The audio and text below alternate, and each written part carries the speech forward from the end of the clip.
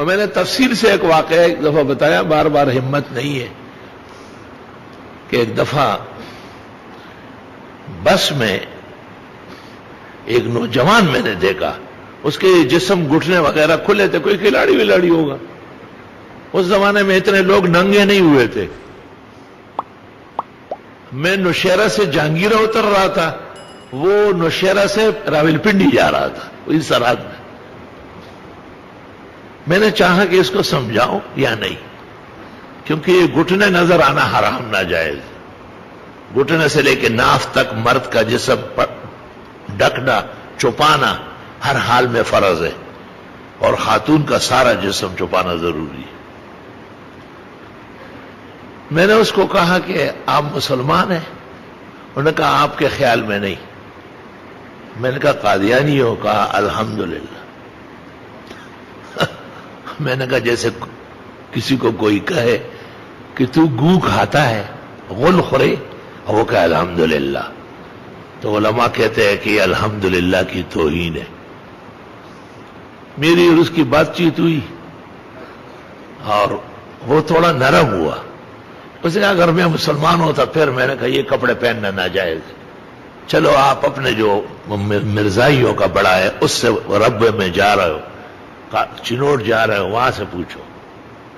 اور میں نے اپنا پتہ لکھوایا کہ مجھے اس پر آپ ٹیلی فون کریں یا خط لکھیں کہ آپ کے مذہب میں یہ جائز۔ میں سمجھتا ہوں تمام مذاہب میں پردہ اور حیا ہے۔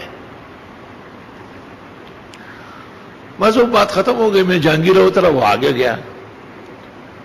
یا آپ یقین کر لیں 13-14 سال بعد مجھے ایک خط آیا، اور اس میں وہ کہتا ہے کہ شاید آپ کو یاد نہ ہو، لیکن میرے ساتھ گفتگو میں مجھے اندازہ ہوا کہ اللہ تعالیٰ نے آپ کو مثالی حافظہ دیا ہے، اور آپ بھول چوک جانتے نہیں، تو زور لگا کے اپنے حافظے پر مجھے پہچان لیں گے۔